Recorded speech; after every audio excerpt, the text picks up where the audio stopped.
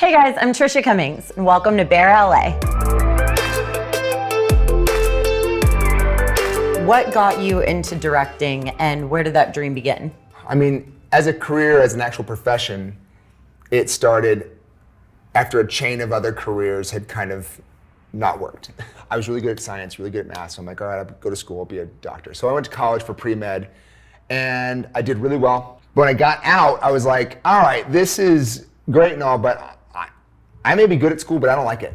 Like, I'm ready to go live my life. I'm ready to go do something. You know what I mean? I can't be in school for another 8 years. So I got a job as a biochemist. And it's so weird to think about. It's so weird to think about. So I did that for a year, and you know, it was the most miserable year of work of my life. My coworkers were fine, the company was fine. I just was not I was not living in my element. You weren't happy. No, and so I took a leave of absence from that. I was like, cool, I'm gonna do what I love. I was working at a church at the time, and so I'm like, cool. I went to the pastor and I was, hey, can I be the youth pastor here? Can I develop this youth group? Can this be a job that I get paid for? And he said yes. And I really took a lot of pride in that. I loved that. And so I was like, cool, if I'm gonna continue to do this, I should probably know what I'm talking about. So I went to graduate school at Princeton to go to seminary. So while I was at seminary, I was like, what the hell am I doing in college again? The point was to not be in college anymore. So I was like, all right, this is a wrap. So I took a leave of absence after a year. During that year, I got really involved with acting. So I was doing some stuff in Philly. I was taking acting classes, and I was auditioning, and I loved it. I was like, I'm gonna do it. I'm just gonna move to Manhattan. So I booked this part of this repertory company that met at this church. So I moved to Manhattan. We met at this church in Manhattan. They happened to need a youth pastor. I needed a day job.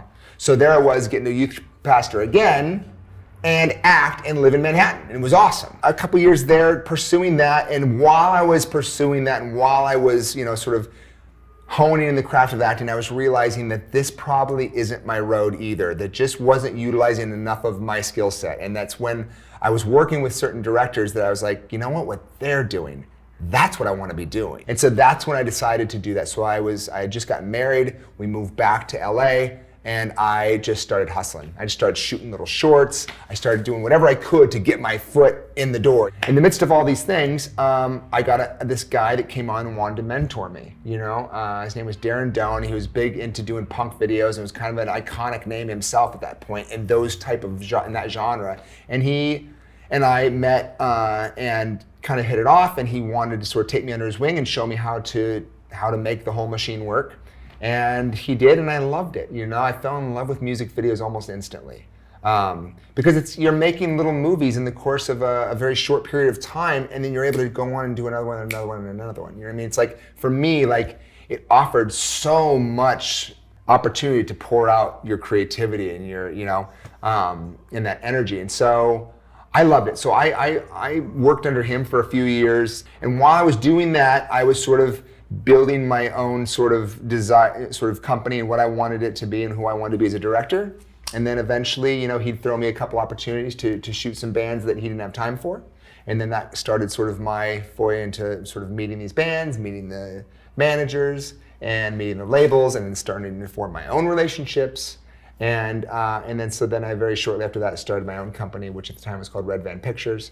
And then, and literally like after starting my company, it was 2 years later, I shot the Panic at the Disco video for I Write Sins, Not Tragedies, and then the following year we won the VMA for Video of the Year. And it's then that obviously I was like, oh.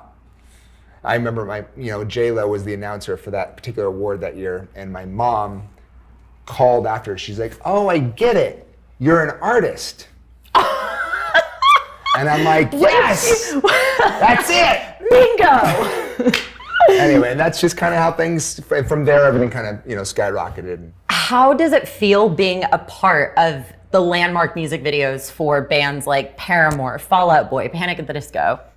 Being a part of like a landmark video or a sort of iconic, lasting video isn't something you can plan for. And I think you're right in saying that, you know, having a string of videos that have sort of a legacy to them is definitely confidence building. And it definitely infuses you with the belief that you can do it again.